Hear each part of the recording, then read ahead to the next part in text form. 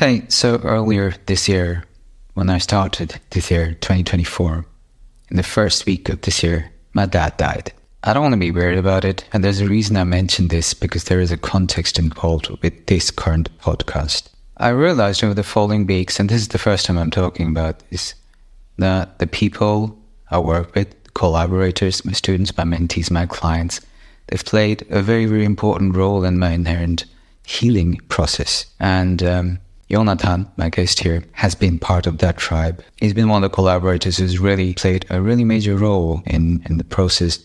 When you lose a loved one, when you lose a parent, the amount of processing required is something that's a very, very long journey.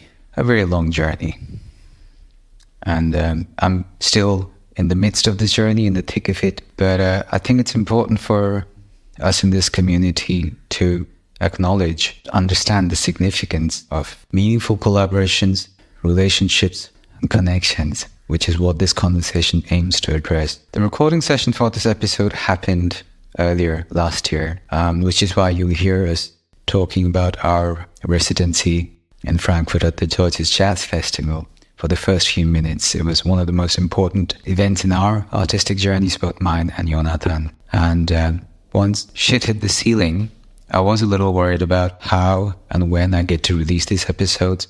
And the support and camaraderie Jonathan showed me when he found out about what had happened is something I want to honor and acknowledge, and that my folks here, my listeners, know about. This is one of the deepest conversations we've had on the podcast. Take your time listening to it. Things get really deep towards the second half of it.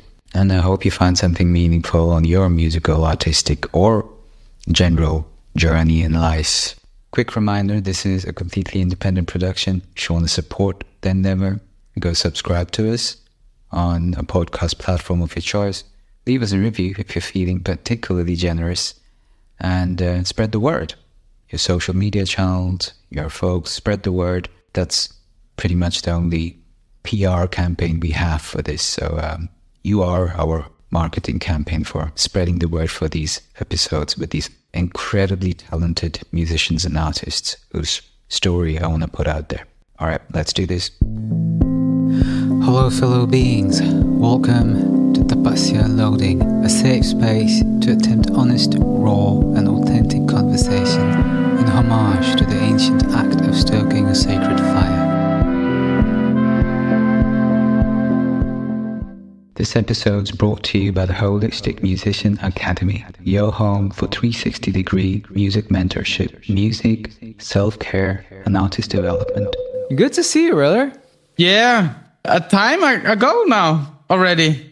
What have you been doing? I have, what have I been doing? I've mostly just been working on new music, working on a bunch of new projects, new launches for my courses next year, right. and traveling. I'm in India now. I just got here a couple of days. Yeah. I was in Berlin till last week, and I just got in. So I'm going to be spending most of my winter in Asia before I head back sometime in May or June. Oh, wow. And I'm still reeling from our gig. You, I think, play a lot more high-profile gigs than I do. Despite my share of high-profile gigs, that one kind of really blew my mind. It was amazing. It was amazing. It came out of nowhere, and it just blew my mind. It is rare to have so many iconic musicians on the same go. Usually it's one or two, but all of a sudden to find yourself in a band comprised completely of complete musical icons. Dude, it feels like a dream right now, to be honest. For me, the same thing, yeah? Yeah? The same, of course.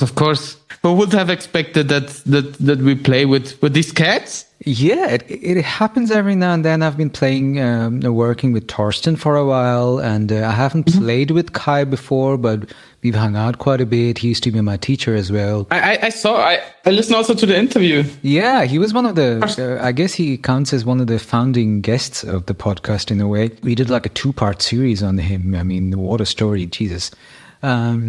But also, like, I don't know about you, but I've been following Kareem for 20 years. I'm a huge fan of this Yes. guy, you know? Yes. I mean, that guy's changed the whole history of European jazz. That's it. I did not know that much about Rani, and I'm glad I didn't know that much, because when I found out what his profile was like, I was like, holy shit, thank God I didn't know who this guy's played with, because I would have been intimidated as fuck. Of course, crazy. Really crazy. Yeah, I mean, this guy's played with pretty much 95% of my all-time heroes. Stevie Wonder, Sting, Prince, Herbie Hancock. Jesus, I mean, poof. I had no idea that that's the kind of profile he was bringing with him in the room. Did you play with him before? Did you know about him? I knew about him, but I didn't play with him, no. Yeah. But I knew, of course, in Germany he's known. Yeah. You're speaking about the acts he's playing, actually, like, really world famous. But in Germany he's also playing with all the top artists. Really? I am not as well informed with a lot of music going on in Germany, I must say. I was surprised when I found out that he played with Sarah Connor, for example, who's a whole different... Exactly. That's what I wanted to say. Yeah. So that part of the German music industry, something I'm not that aware of as much. I'm sure you are a lot more privy to it than I am, I think. I know a few things, but I don't know everything, of course not. I think what was particularly interesting for me as well was also to play in the same band as Willem Simcock. I obviously knew about his playing, but I didn't know that, for example, he's been called one of London's most influential people or stuff like that. I knew he was part of the Pat Metheny group for a while, as was Torsten way back in the day. Exactly. But I remember when I announced the concert to some audiences, people were like, shit, Willem Simcock, all the best, good luck. And everyone, it's like, people were scared about me playing about it. I was like, why is everyone wishing me good luck? Do I need luck? What's going on here? And then I do a little bit of research, like, okay, maybe I do need a little bit of luck. Yeah, that's what I think. We do need luck. Sometimes a little luck doesn't hurt. And just to go on the record about this, Willem was such an absolute sweetheart. When I met him for the first time, I was like, man, if I'm in your way, like I won't. If you don't want me to play keyboards, that's fine too. Like, just make sure, let me know if I'm in your way in any way. Right. And I'll never forget his response. He was like, "No, we're playing together. Get in my way." I was like, "Whoa." Yes. So that's what a master thinks like. Get in my way when we're playing together. Yes. And Kai, of course, Kai is a master. I mean, no one needs to talk about him. Of course. But I gotta say, I was also blown by your playing too. I was like, who the hell is this guy? Why don't I know about him? And then I did my research on you. And Jesus, man, you've got quite a portfolio of your own too. I mean, your list of collaborators is like the who's who of a lot of music history as well. Thanks a lot, but I mean, yeah, I played with some people I really admire, and I think they're part of the music history. Mm-hmm. But Willem and Karim and Torsten, I mean, all of them, incredible. But you too, eh? The same thing. I can only give that back to you. Honestly, I still don't know what the hell I was doing there sometimes. I want to say I owe Torsten a big, I don't want to say debt because that would be rude to the gesture. But Torsten has been a very important figure in my life. We've been working together for almost 7 years now.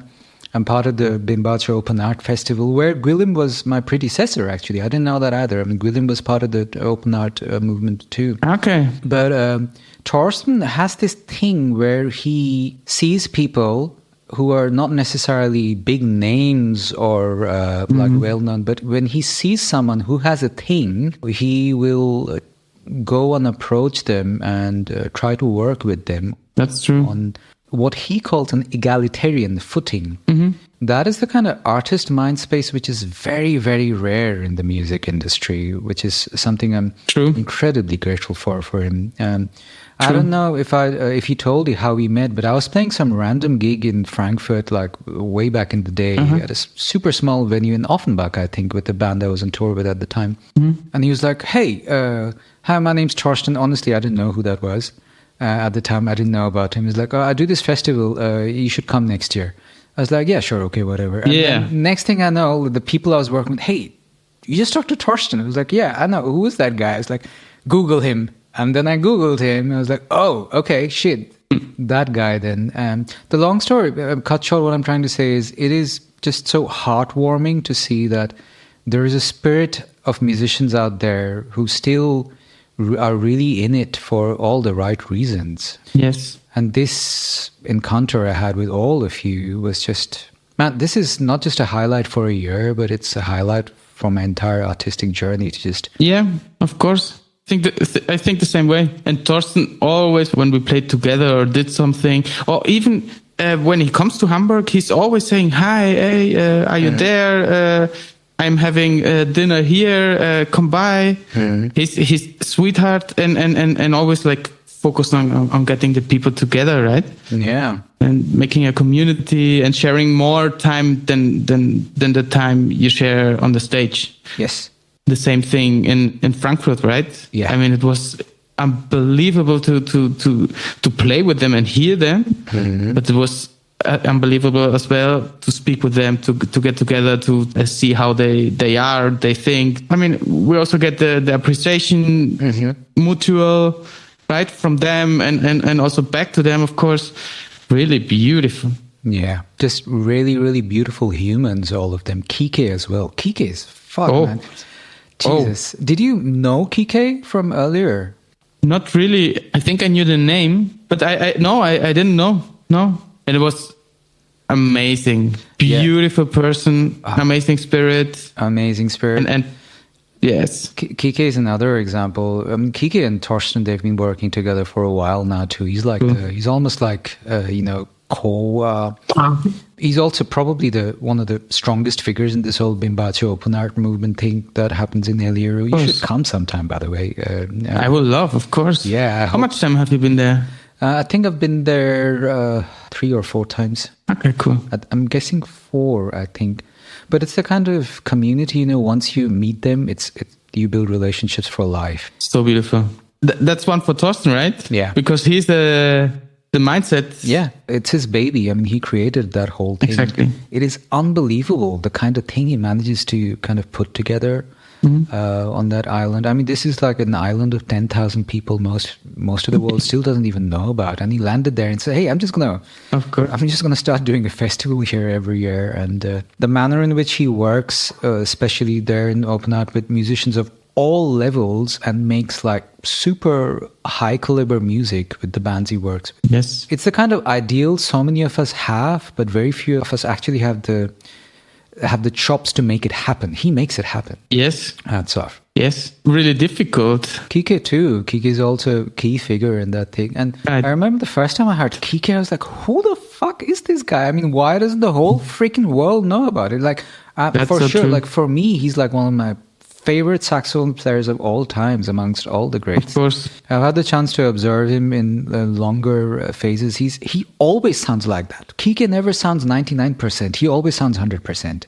You know him more, I think, but the sensation I get is the same. Yeah, there is. He's there, and more than the playing. I mean, of course, the playing, but the spirit and the attitude and hey, I'm here, I'm listening the whole time. I'm going for it, and beautiful. Holding space, the way he holds, like even when he's not playing, but his stage presence is so strong and so replenishing. You really feel like this guy's got your back. Always. Right. Let's talk about you, man.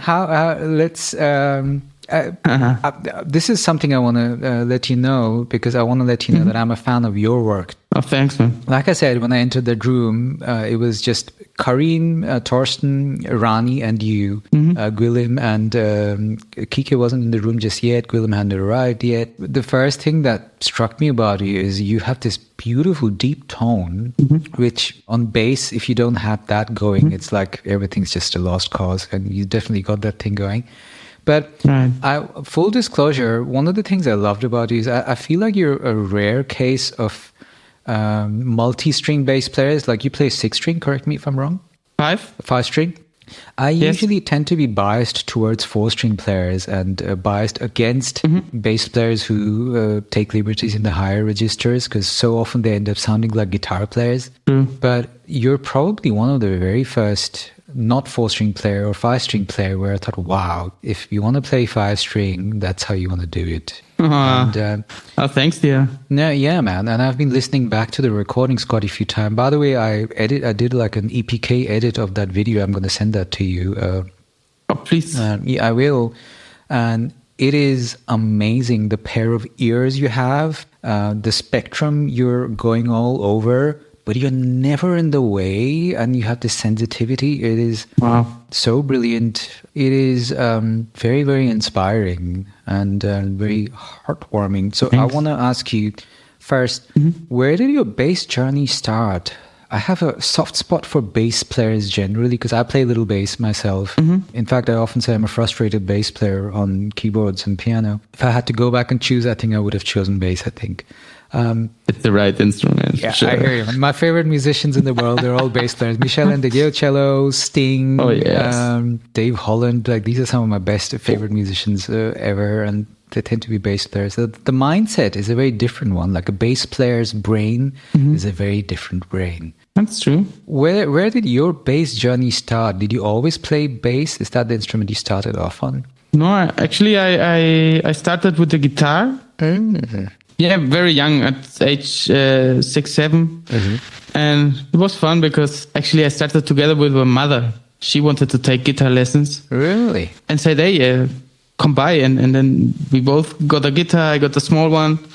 And we started together to have lessons. Really beautiful. Such a wonderful memory to have. Yes. To be bonding with your parent. Yes. This was still in Germany. Then we moved to Spain. And I also had lessons there. But then I quit, actually. Because was more classical. And I wasn't interested in what the teacher was giving me, actually. And then we moved again to another city in Spain, in Jerez.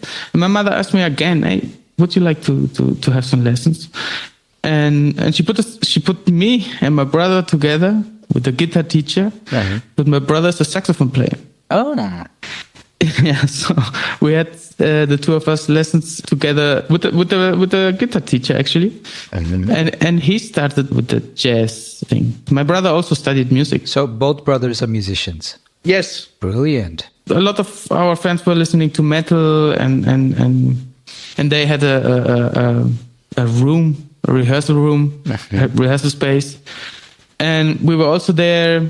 And it was in this time, and I don't have like a real reason, it was in this time that I thought about the bass. And I didn't know anything. I hadn't touched one. I really hadn't listened to one.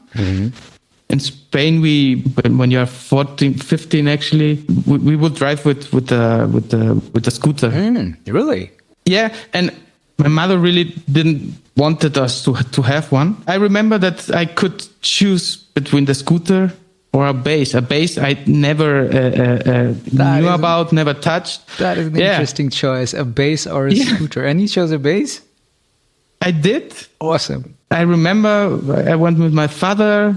I mean, it was a cheap bass, but it was the bass I also started my studies with. And later on in the studies, they said, hey, you have to get a real bass, because it wasn't like really sounding like a bass. But this was how I got to the bass, and I completely fall in love.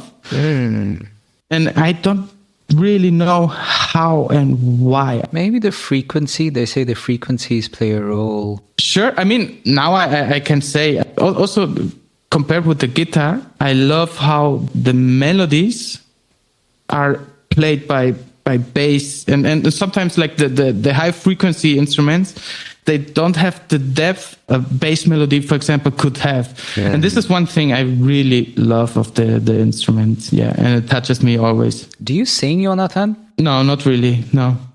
I mean, no. For myself, I do have the melodies in my ear and my brain and my heart. It was a random question I'm asking because, like you, I also have a pretty, especially for a male, I don't have a really low voice, right? I have a pretty, like when I sang in chorus, I would be alto. Right. I wouldn't even make it to tenor. And sometimes, because back in the day when I was in college, I had a very high range. Sometimes they'd even ask me to sing soprano. Whoa. Like really high. So on some pieces I've sung soprano.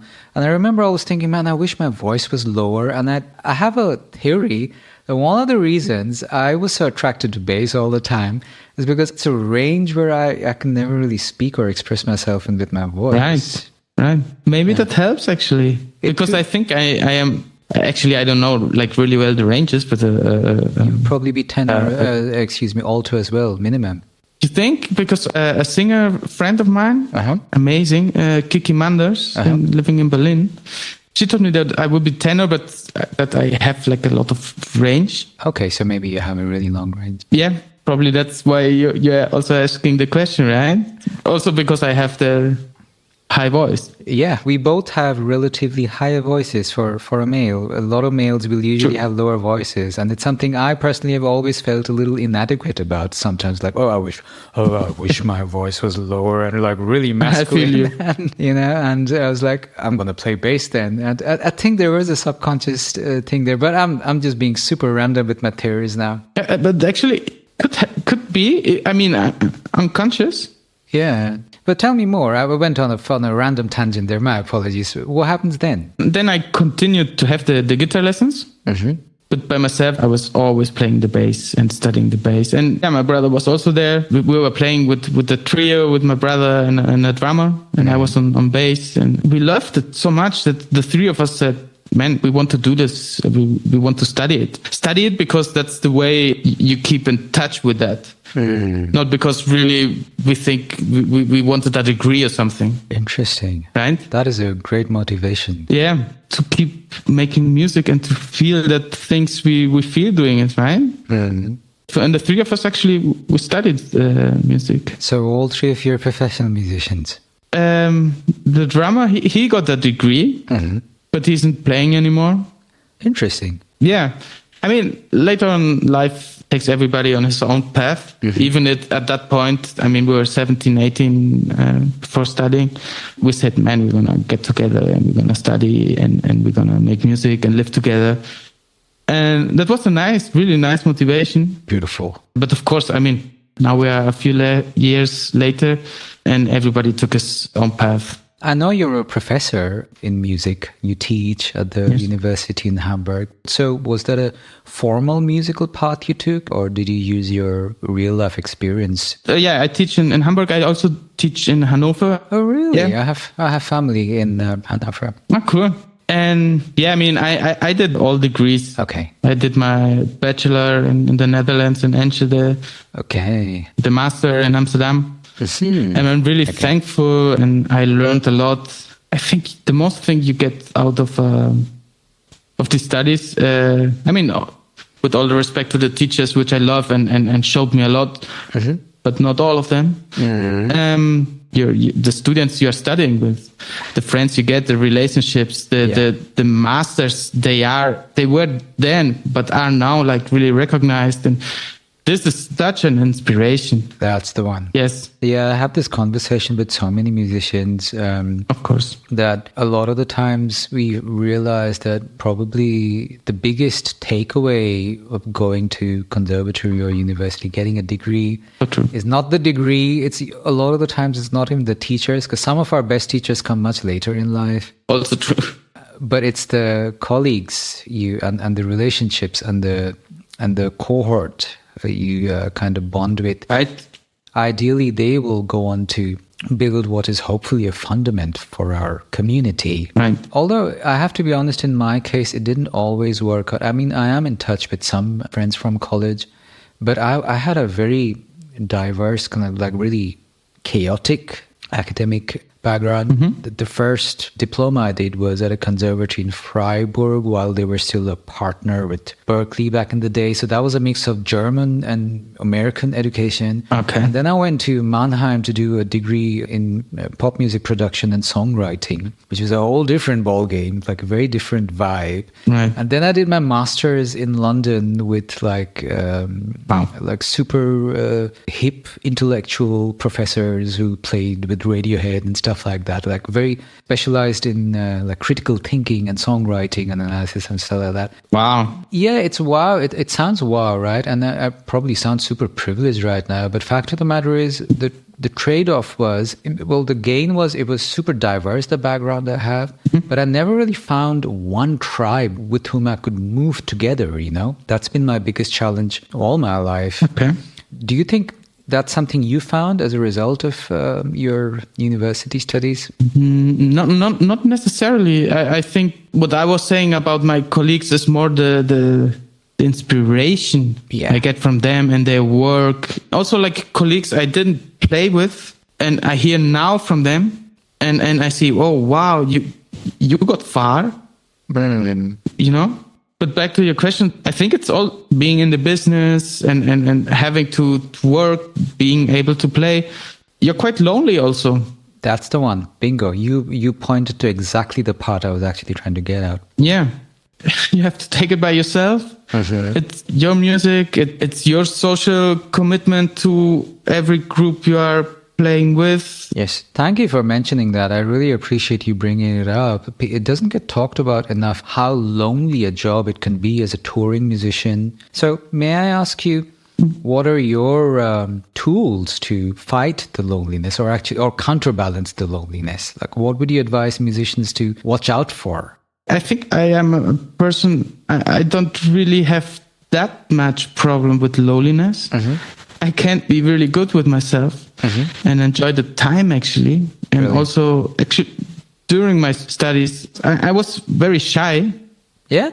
I said to everybody, hi, but I was famous for being in one room. Really? Yeah. I was living in Germany and studying in the Netherlands. And I was driving every day. Oh, wow. That's a lot to handle. Quite a commute. For me, it was amazing. But the thing is, I could not rest when I was there. I had no place to go or because the people were living close to the conservatory. And for me, that was no option. So I really went into studying. But it was more than studying. I was in love with what I was doing. And it was having this tunnel vision. Yeah. And I was going for it. When I get to the reception, they knew, hey, he's going to spend the day here. And there was this 2 hours rule, right? A student could have a room. And when they could, they let me there the whole day. Okay, you were one of those guys who basically lived in rehearsal rooms. For this part, yeah. Sure. Yeah. Living in the shed. Yes, but I want to change the perspective. I wasn't doing it for like practicing and improving. And I mean, this is a side effect, but I was really like, it's a passion. It's a therapy you do for yourself. I was enjoying. Beautiful. I mean, of course I did like the scales and going up and down, but also I was doing it more musically, you know? And it's also heavy to say, but some of the good moments of music, I mean, we shared the Frankfurt one with the cats, but I also have some memories from back then, and they are really like beautiful, lost in the music sky. Yeah, thank you for mentioning that, and thank you. I really appreciate you also explicitly mentioning that I want to change the perspective of it. It's such a huge difference when you're spending that much time dedicating it to your art from a space of love than a space of fear. In my experience, there are two types who spend that much time in the rehearsal room. One of them does it because it's the only thing they really want to do at that, especially at that phase of their lives. It's the best way they can think of spending their time. And the other type is the one who is doing it from a space of fear, either peer pressure or pressure from, I don't know, teachers or something. And in my case, I will be honest, I think it was more fear than love. Okay. Because I was just so... my first experiences in the conservatory were very mixed. I had a very... how do I say this? Well, let's just say my teacher and me had very different approaches to music. And I spent a lot of time basically jumping through hoops, doing things which I didn't really want to do. And I was constantly confronted with my weaknesses. And confronting these weaknesses had advantages. In some ways, I'm grateful for the weaknesses that I had to kind of confront. But at some point, it was toxic. It was not really about the music anymore. I was just, practicing because I was scared that I wouldn't make it. That is a very dark place to be in. Of course. So thank you for mentioning that. It's perspective is everything when it comes to spending time with your instrument, I think. Sure. Did you always know you'd be a professor? I mean, I'm not like a titled professor, but I'm... I keep forgetting. Yeah, it's interesting, right? Like, I know what you mean. In Germany, the professor is a title, but like I was saying, like exactly. in colloquial terms. Right. Actually, it was one of my dreams. Yeah. Like always. Yeah. When to the conservatory, and I saw the teachers there, and I mean, they showed me music, they showed me a lot of things, but also the love they shared with the students, and how fun it was to be there for all of us, right? And the skills they had, like they were hearing everything and they could tell everything. I remember. And I said, man, what an incredible job! What an incredible job! I did always wanted to do it. I think now I also have the kind of skills or experience and stories to show younger students a little bit of how we can get into music, right? And develop it, each one by themselves. And I thought I would not get it and not be able. But yeah, one of the dreams. And I'm really, really happy. And I'm really enjoying also the time I have with the students. So good to hear. I mean, for me, it's really important that we have like a cool relationship. Also, a friend, where you can ask questions. I remember a student. She was sort of overloaded. Actually, was a girl bass player, and she had too much gigs, and she came also to the lesson like really telling me, hey, what you do when you can't deal, when you don't have time for yourself, and that's the relation I want to have. Like, tell me if you have problems. Mentoring. Yeah, and I'm learning the whole time by myself, and it's really nice because they can play, But if we choose a topic and say, okay, let's combine this to pentatonic sound. It's really nice how you reciprocally can inspire the other one by always trying it once, and then the other one tries or responds to that, and then building on that. It's beautiful. I have a free gift for you, my friend. No strings attached, legit free gift. What if you could have your entire career as an independent musician presented to you on one page? All of the aspects you needed to be aware of, starting from creativity to collaboration, stuff most musicians are a little less privy to, like PR, other aspects of music business, down to self-care, and a very lucid display of how all of these elements are interlinked. What if you could have one page which gave you an overview on all of that? I can give you that page, and it's up for a completely free download. Please go check the episode notes. You'll find a link there. One page, an entire overview of an independent musician's career. And in case you're wondering why I'm doing this, I want to build an ecosystem of holistic, happy musicians and artists who are building their careers in a fulfilling manner on their own terms. So if this is something that resonates with you, go download the Artist Roadmap. I really enjoy. And I think the students also hear what I want to show them or tell them. Then if we play, they say, oh, cool, it can sound like that. And that's the result of it. Beautiful. I really, really enjoy. I'm really thankful to have been given the opportunity to teach at that level. I feel you, man. I will confess, I ask this question to quite a few of my guests. I tend to have a soft spot for practicing artists who also teach. There is a mythology surrounding music educators. It used to be a cliche that if you can't play, you teach. And teachers, music teachers are quote unquote failed musicians. But just to clarify, I think that's bullshit to start off with. I feel like you're a brilliant example and a brilliant antithesis to this theory. Is that something you'd like to comment on? Where do you think, first of all, why do people think that teachers tend to be failed musicians? Where is that bias from? And secondly, do you even look at them as separate practices? Do you feel like you're a different person when you're on stage, when you're teaching, for example? Wow. Difficult questions also. Really? Yeah? Yeah, I mean, you have to think about it. The failed musician. Needless to say, you're anything but a failed musician, just to clarify. I mean, the thing is, when I think now of the subject, I can understand that of a failed musician. And I had one teacher what I can say for sure, he wasn't happy teaching there. And yeah, I didn't have fun with him.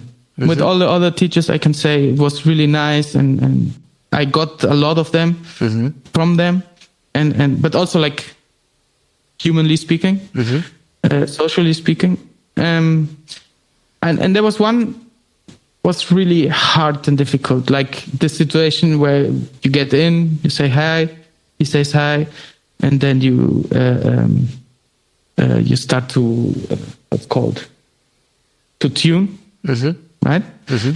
And after you tune and you're kind of ready and actually expecting as a student, okay, was like 3 minutes silence. Okay. Really? Yeah. Not awkward at all. At all. Completely not. I mean, I learned one thing from him. I was two years with him, and I'm really thankful for that. But it wasn't fun at all. And I think maybe he was kind of the wrong place, because he wasn't enjoying it that much. He also wasn't like really happy with his playing situation. I think you might have found a really, really important, relevant point connected to that question. And that mythology surrounding this whole concept of music teachers being failed musicians is because a lot of them people teaching don't want to teach and are doing it to survive. So true. That might have a lot to do with these rumors. I will call them rumors. Yeah. Yeah, that makes a lot of sense. For me too, yeah. That makes sense. Right? Because sometimes in jazz, and depending on where you live, it's not easy like to live only from your gigs, right? Or even if you could live from your gigs, it is not that much amount that you would like to have for your comfortable life. Yeah, very true. And if you start to teach then because you have to, maybe it's not the best option. I don't know. Yeah, it's quite challenging.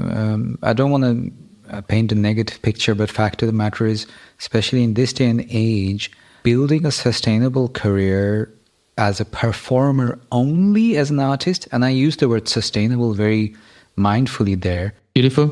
Is very, very tricky. You know, it's not even about how much the gigs are paid. It's not even about whether you're playing the right gigs. It's at the end of the day, no matter how well the gig is paid, no matter how cool the band is, touring is a lot of work, man.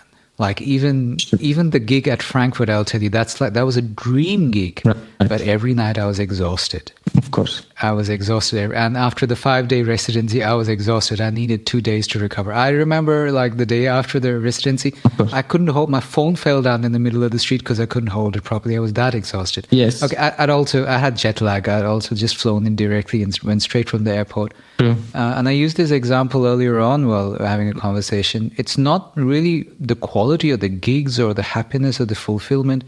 touring constantly, especially once you're not in your 20s anymore, or depending on what your physical conditioning is like, is a lot of work. And to sustain that healthily is really tricky. And I think a lot of people took up music as a career with a somewhat poorly informed idea of what the reality of it is. That's true. So many of us enter the career with the rock star dream, and then and then once the behind the scenes start happening, you're like, oh shit, I don't remember signing up for this part. That's true. Include me in the ones, but the thing is, I never thought about it even. What's gonna be the career afterwards? I was enjoying the time so much, and include me too. Sorry, I interrupted you, man. No. I never spent a thought about how is it gonna be when you are 30. No, but we also think of touring like, man, you're traveling. Yeah. You are. Later on, you are playing the gig. You are the star. You're signing, right? I mean, that's vision that a lot of people have, and that's also part. Yes, it is a part, but nobody talks about the behind the scenes. That's true. That's true. Part. That's the point I was trying to make. Like, so many of us enter this career not including the behind the scenes and not being aware of how much work the behind the scenes is. It is. And by the time we discover more about the behind the scenes, that reality can be so much to handle. I think that's the reason, like, why also some people, like my friend, the drummer I was playing with before we went to study, right? One of the reasons he quit with music. And I also know one musician who was playing with Trilog, he also quit because of the travel, right? The travel situation, and also nowadays, and also like everybody's complaining, but flights and trains, it's not getting better, or right? It's not a comfortable topic anymore. It's starting to become an increasingly uncomfortable topic, and that's probably gonna keep going that way. That's what I wanted to say. But yeah, I have to say, I mean, I agree completely. But for me, also one of the goals was actually to being able to travel and to see. And I mean, you are also a natural traveler, right?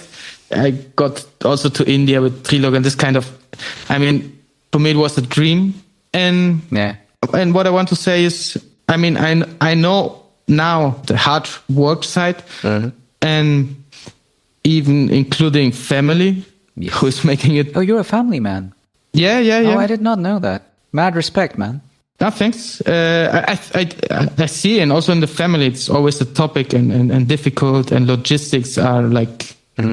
But I wouldn't change. I still am enjoying it and so thankful and living the dream and being able to make music. Absolutely. Totally with you. Oh, cool. Totally with you. Yeah. Just to clarify, I'm sorry if I gave you the wrong impression. Again, I didn't mean to sound negative. I was actually referring to how travel becoming an uncomfortable topic also has like socio-cultural, political backgrounds now too, you know, with the kind of discussions going on the effect flights have on the environment. And Oh yes. This is something which is going to affect musicians in ways people are still not as aware of as well. That's very true. I mean, imagine a band like, I don't know, Aerosmith or Bon Jovi in their golden years. They used to literally fly to different continents every day for a world tour. You know, they would not get away with that, right, in this day and age. Just the kind of social repercussions that would have is like a whole different topic. And yet many of us thought that was what a music career was about. Personally, I can't bring myself to apologize for traveling because I don't think traveling is the problem. The mode of transport is the problem. But I want to be careful commenting on this because this can get so political so quickly, and I don't think I can deal with that. That's true. That's true. Here's a question. At the risk of sounding repetitive, your list of collaborators is freaking badass, man. Oh, thanks. And I want to pick your brain on, one of my teachers once told me to ask a very famous musician who I met. It was Pat Metheny, actually. He asked, one of my teachers asked me to ask him at the time, could you ask him, why do you think he became Pat Metheny? And I want to ask you, why do you think you became the bass player some of the most respected names in the history of music chose to have on their side? What is your theory?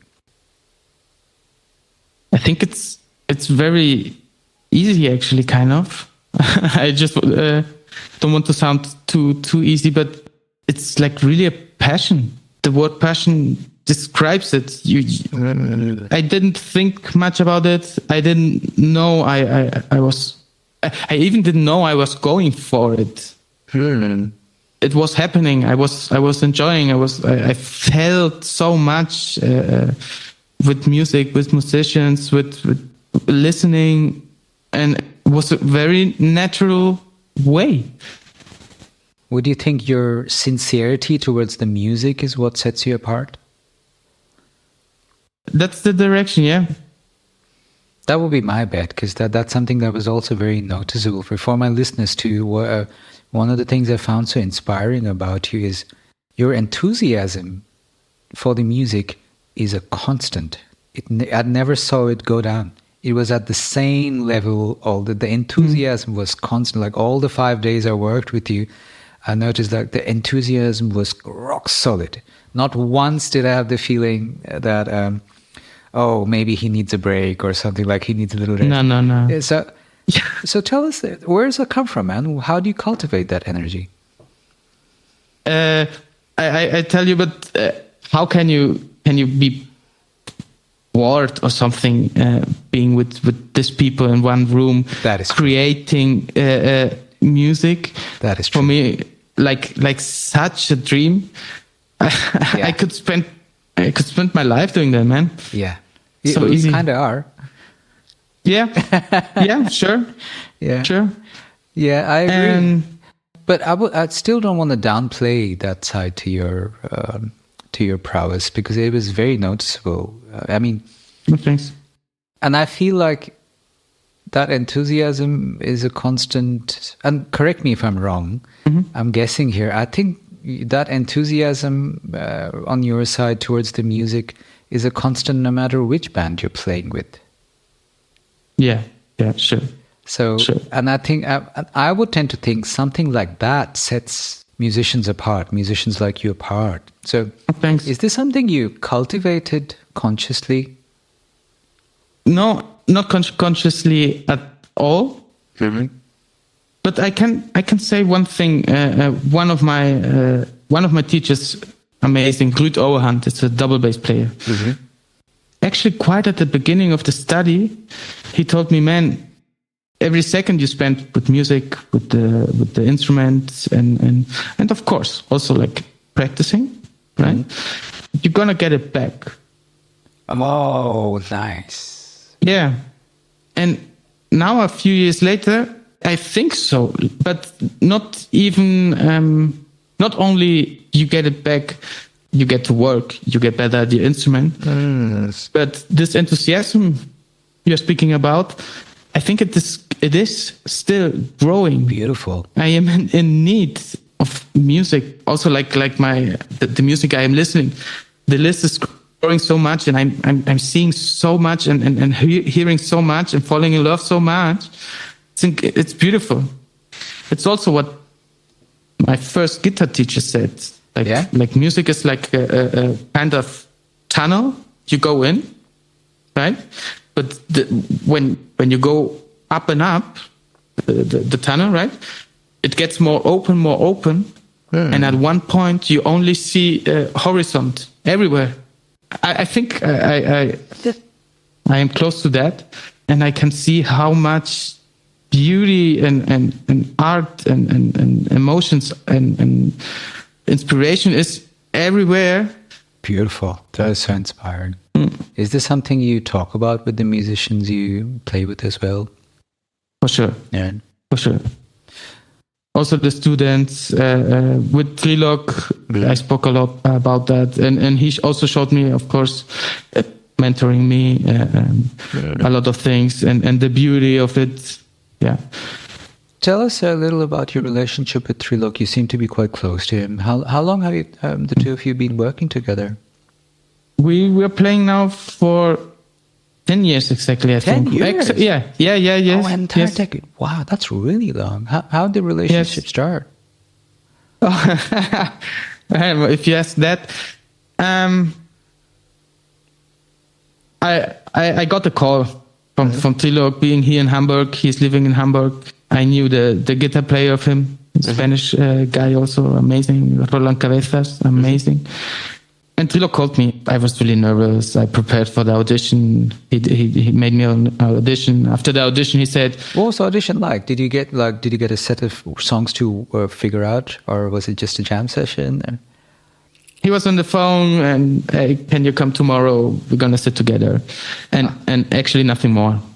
And shit. I was, I freaked out. I was preparing everything what I got in the night, actually the whole night. And nothing of it was relevant later.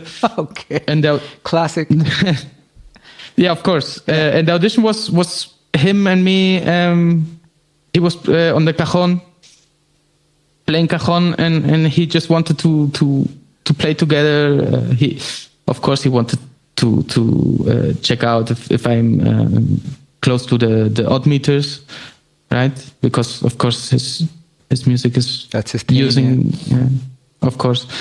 And actually after, I don't know how long it was, 30 minutes, 1 hour, he said, "Man, you come to the gig in Lithuania, and if that goes well, you can join the band." No pressure. No pressure at all. At all. But then, I mean, in the beginning, I think the Trilog is like kind of from more old school, teaching and kind of getting together. Mm-hmm. Like in German you would say it a little bit with the Peitsche, right? Mm-hmm. How's that in English? A little, well, I guess strict. Yeah. Disciplinarian, slightly disciplinarian. Yes. Yeah. And I remember one situation in Croatia. We were playing, and at the soundcheck, he got obsessed with something I was doing or wasn't doing, and then it got wasn't a nice situation. Like also not like really bad, but uncomfortable for sure. I hear you. Yeah, but I think that's how it goes with Trilog.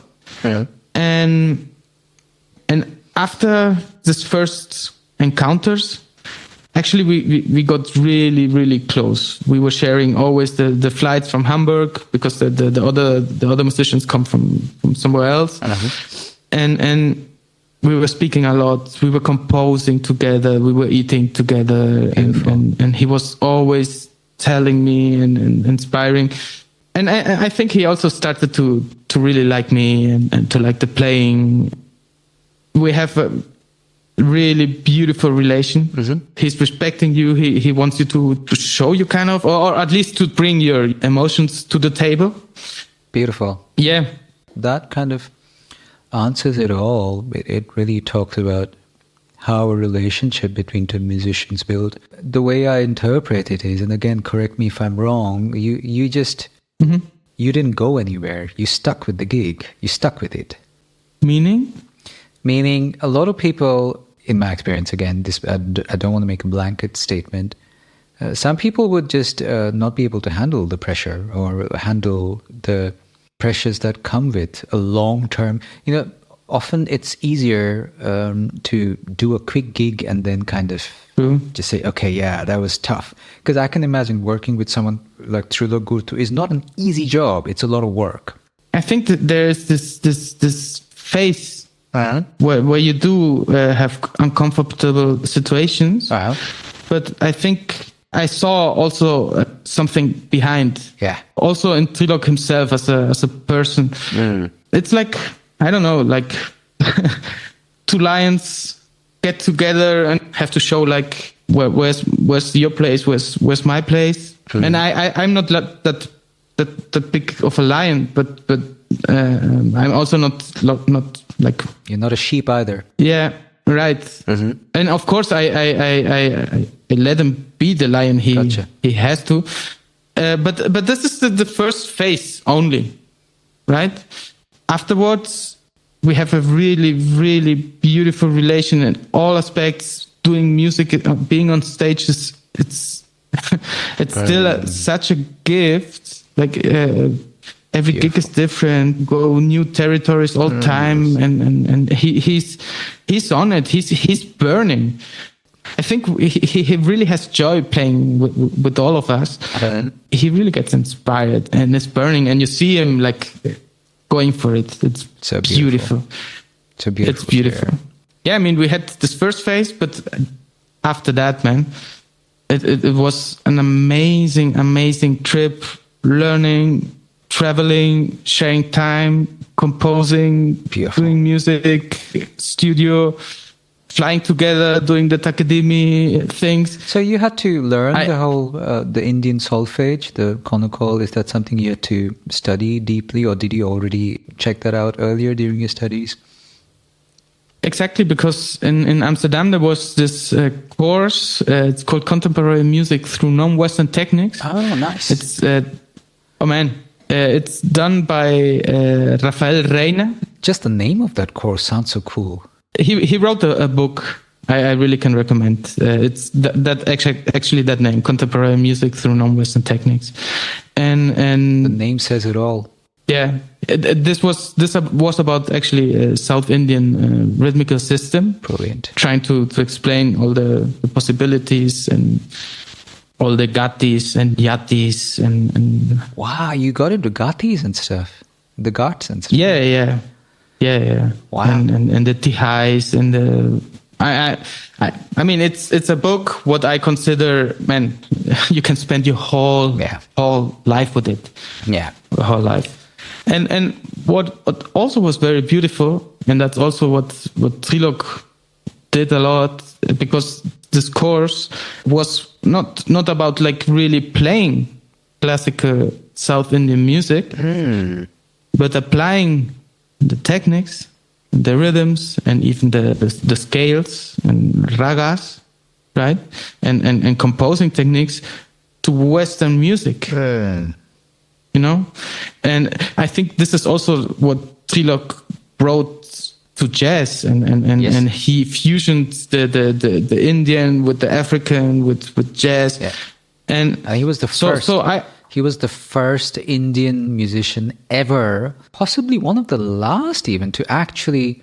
I want to be careful saying that, because Zakir Hussain is another brilliant example. Of course, but Zakir Hussain is essentially still a classical musician. His thing is like his legacy is that of the ultimate Indian classical tabla player whose proficiency is just at such a level that he could sit in on contemporary settings as well. I think so too. But with Trilog Gurtu, it's a different legacy. He is truly the first global contemporary Indian drummer ever in the history of music. Yes. And I think his legacy doesn't get enough credit, to be honest. I think so too. I mean, sometimes when I say I played or I'm playing with him and people didn't know, they are like really wow, and you see how much they would like to get to a gig, to come to a gig, to see Trilog live, right? In Spain, then it happened a lot, but also in France and actually in India too. Yeah. I mean, you got to realize, like, before Trilog Gurtu existed, anyone who was Indian or had Indian connections was some exotic thing like people would have on the fringes of their musical setup, you know. Trilog Gurtu was the first who played in these arenas on equal footing. Nobody had done that before. So right. Yeah, you know, he was the first, and that credit goes all to him. He had to fight a lot to do that. So true. With Zakir Hussain, for example, or Shakti, like, and I love Shakti. I say this parallel because it's the only close parallel. But with Zakir Hussain and Shakti, John McLaughlin was the one who learned Indian classical music. So he went to the country, he learned Indian classical music. It's a different thing. Trilok Gurtu is the first Indian musician who actually came to the West on his own and really played on equal footing in a global arena. And I hope he listens to this and knows that that he. Maybe I can send him. I really hope you do, because I really would like him to know that there are people out there who know and are incredibly grateful. Yes. To him, not just his genre. He's alone on this to have done that. Yeah. Sorry, I interrupted you, man. I went off on one. No. Yeah. Of course, I would even. Say because that's one of his achievements, yes, right? Yes. But also the fusion with the African stuff. Oh yeah. Playing jazz and I don't know if you have seen or heard that, but his aquatic percussion. Oh god. Stuff. Yeah. Sound, timbre. Yeah. Oh. But I never heard also people doing that before. Especially at the time. Way ahead of this time. Yeah, sure.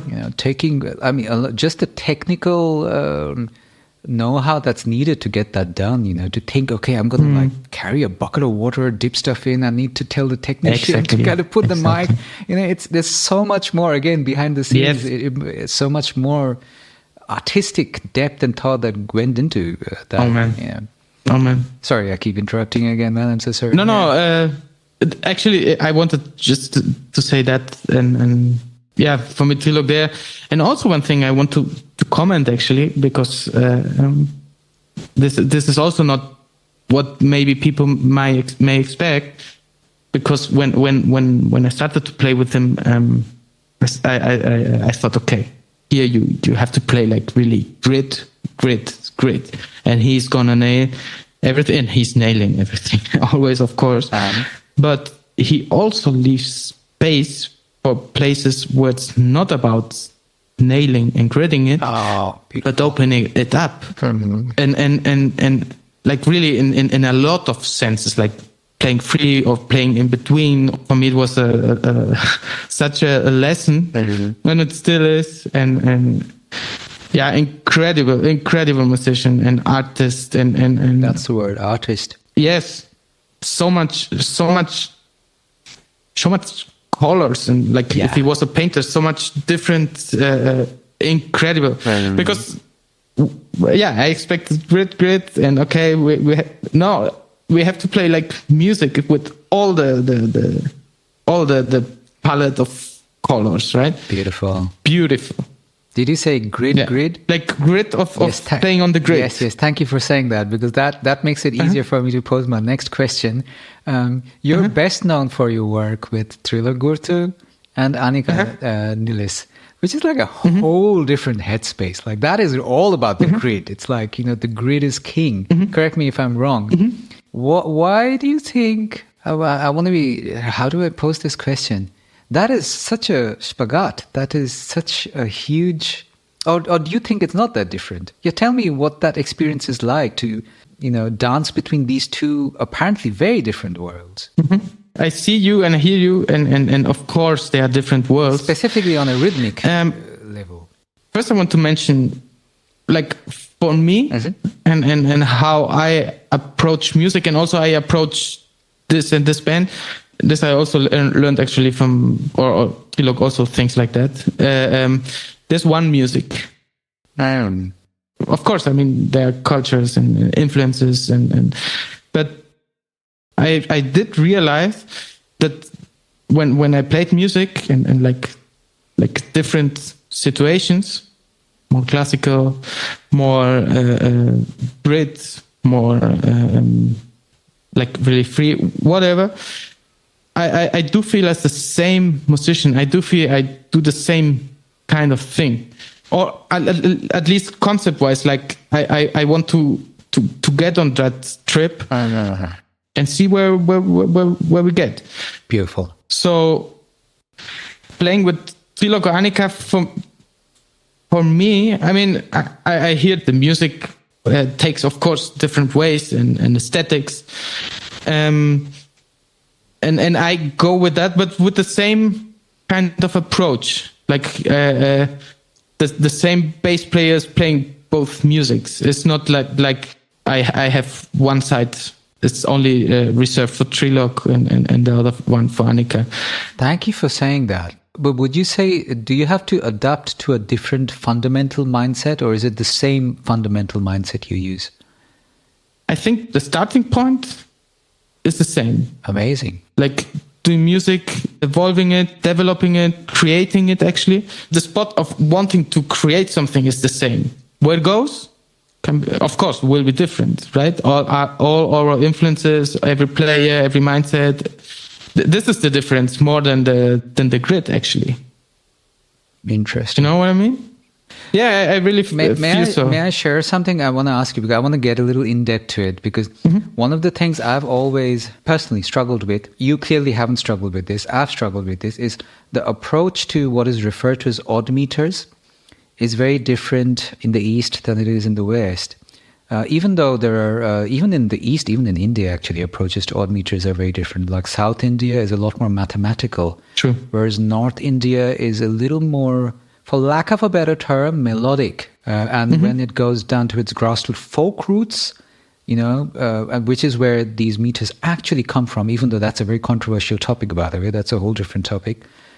Its roots, they're based on melody. So when I think of, I don't know, a 13 or something, I'll sing something like tak tak tak tak tak tak tak tak tak, like a 13, and it's not some odd, like the word odd is actually not appropriate. It's not odd, it's just a very specific melody. So true. Whereas when I came to like during my earliest years in conservatory, you'd be surprised, I failed my rhythmic exam because I couldn't make sense of these black mathematical things, like, and my teachers were like, what the fuck, you play odd meters and stuff which even our teachers can't play. How did you fail your rhythmic exam? I was like, I don't get this. I don't know how you think this is rhythm. This is not rhythm for me. I don't hear anything. I don't feel anything. You're asking me to use my brain. So true. I'm not feeling this. It took me ages to bring these two worlds together. So grid thinking. One is just a circular melody, and the other is something that needs to fit into a grid. And I have, at least my interpretation, which is why I'm fascinated at someone like you who navigates these two very, like a 13, the way Trilog Gurtu would play, and the 13 the way Annika Nilis would play. They're different universes for me, but I'm hoping I'm wrong. So how do you navigate that? Do you combine both mindsets? If you say like that, every 13, also then in every song is different and is a new thing you have to learn. And it's not about the grid, the static of the music and the rhythm itself. Am I explaining it? Yeah, absolutely. That actually does make sense. I've never thought about it that way. Keep going. Of course, you have to. Oh, by the way, shit, man. Time flew. Do you realize it's like 10 minutes to end of show time? Do you want to do the Instagram live thing? You don't have to. Yeah. But it's just. So I'll do the Instagram live thing just to increase a little audience engagement. Really inspiring to talk to you, Tia. Yeah, dude, totally. Right back at you. On some episodes, I will stream to Facebook Live and YouTube and this, and at the end of it, my brain's fried. but I didn't manage to do that today, so let's see. There you go. Now it looks good. Okay. Hey. We were speaking about this, for example, 13, right? I would even say, not like with every artist different, but also from song to song, or if from part to part, you have to see how they want to make it sound. And of course you have to learn it or try to understand it and put your own spice on that. Doesn't matter if it's a 13 or it's a 4/4 with complicated rhythm. That can be even more difficult than 13, right? Is that so? Do you think at your level, the complex odd meters actually makes it difficult? Does it really make a difference? I don't think so. No, exactly, I feel. that's what I thought. It's it's just ideas, rhythm, harmonies, melodies, and it's not about the number or the complexity. No. Exactly. No. It's about the rhythm. Yeah. The hashtag I'm looking at is pocket. Someone like Trilo Gurtu's pocket and Annika Nillis's pocket, they're very different universes. Yes. How do you latch onto the pocket? That's what I mean. That's what I mean, because everyone, let's call it, swings it differently, right? And this is the sweet spot. Yeah. You have to find, right? And try to understand, and then try to work with that. Also on a unconscious level, right? You're not consciously, here maybe I find a sweet spot here. You just let it go, let it happen, and let it flow, and let the spirit of creation or trying to play together, or trying to create this pocket together. Make sense? Yeah. My teacher Kenny talks a lot about how, he's authored this book Effortless Mastery, apart from being a badass pianist himself. But he talks about also getting into the space, a space where, where you're not playing from a cerebral point of view anymore, but where everything is kind of one. But is that something you have a specific toolkit for getting into? Or is it have you just been doing this so long that it happens on its own? That's where you want to get. And I think there is not like real tool, and even sometimes it's not happening, not working. I call it, for me, it's like kind of the seventh sky. Seventh sky. I love that. From Spanish, I have this. Seventh sky. This is the place where this freedom and is happening, and where I get when I'm really into music in every situation, like also in this practice room where I studied, right? And it's there where you have to get together, like with Annika, Trilo, and actually with everybody, right? And I think there's no real tool, and even some days it happens, and some days it doesn't. Yeah. But the trying to achieve that goal, to get together there, right?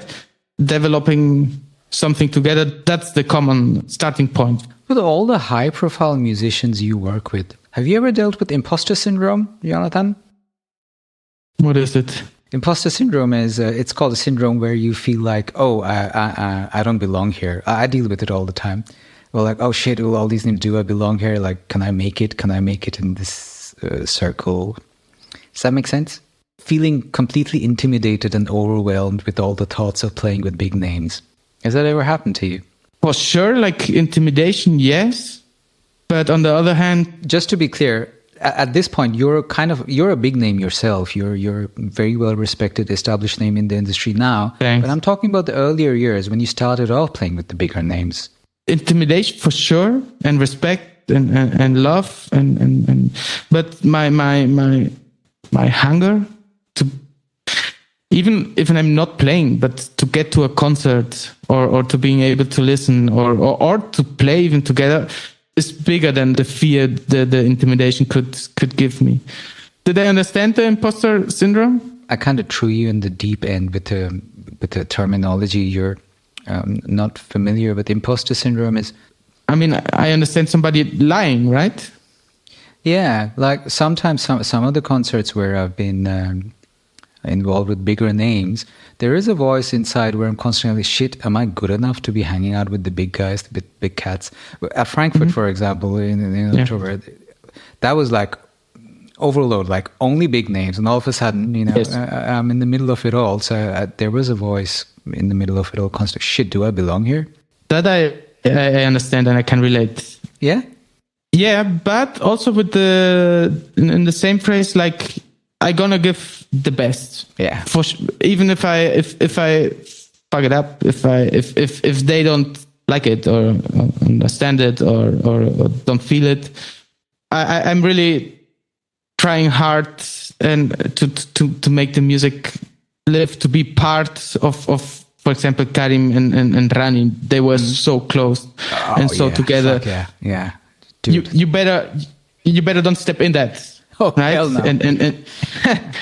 And leave them their space, right? Yeah. And enjoy it, because I was, if I was playing, but also if I wasn't playing, I was enjoying that. Yeah, so that's the one. Yeah, I mean, we lucked out with a band like that because every one of them are such beautiful humans, and the vibes going around were so beautiful. But we don't always luck out. Sometimes we're stuck in tighter situations for multiple reasons, logistics or whatever. There can be a whole lot of factors. But may I follow up with the question? Sure. I love how you said that you give your best regardless of whether they like it or not. That speaks for a lot of growth and a lot of inner work to get to that point where you're going to do your thing, not for someone's approval, where you're doing your thing, even risking someone's disapproval. So was that something that was part of your psyche from the very beginning, or was it the result of the work you put in? Wow. I've worked with musicians, even some students who are so inherently so solid with the self-esteem, man. I'm like, wow, they're so beautiful to see.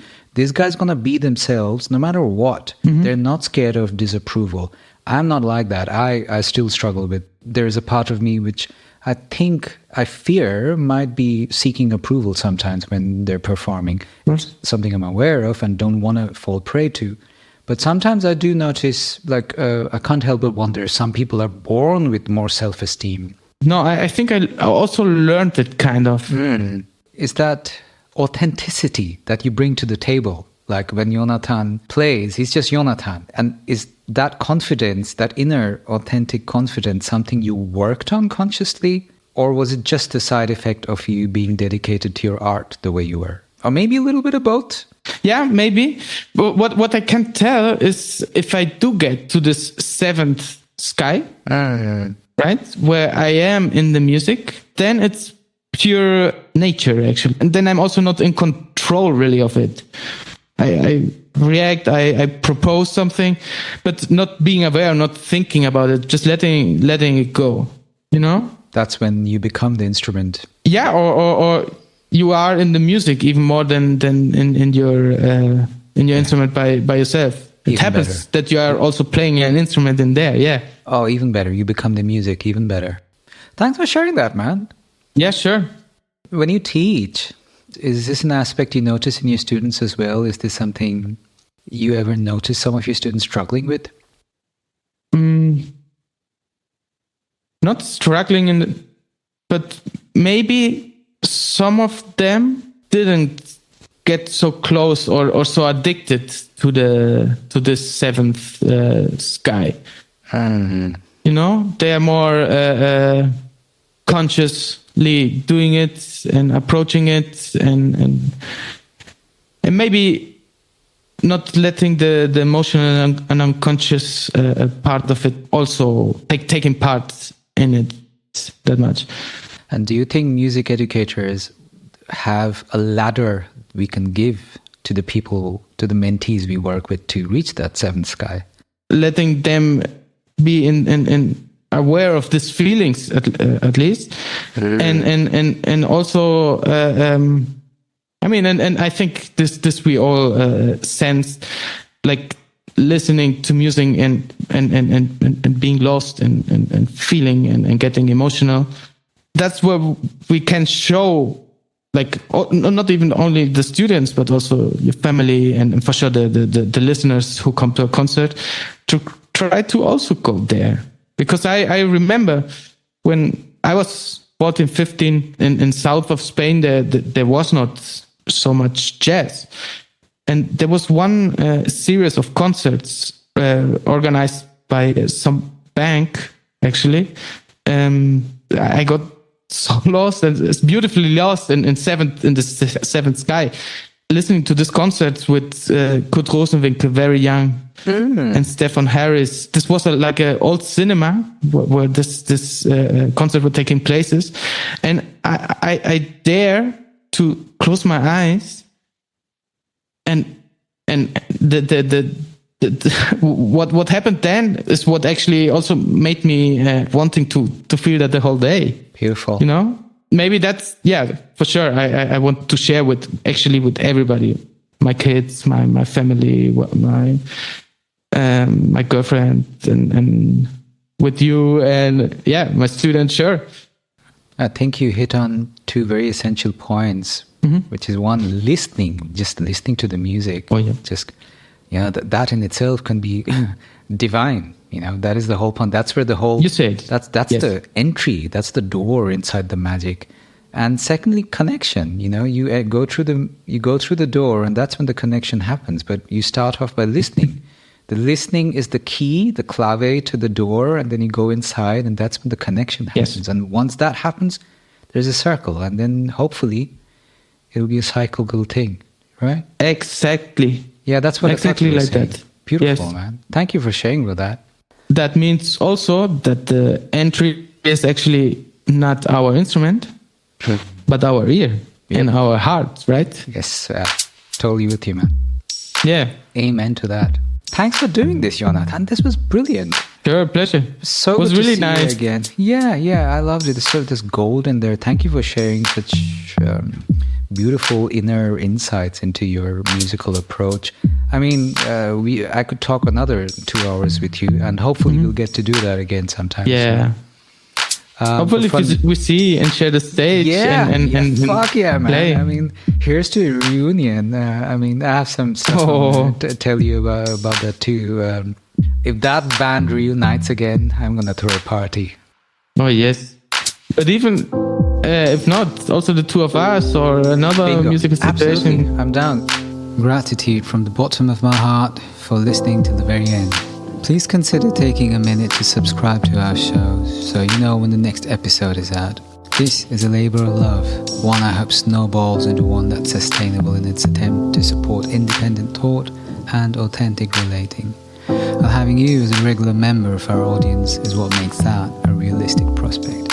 Much love, and talk soon. Just another voice out there.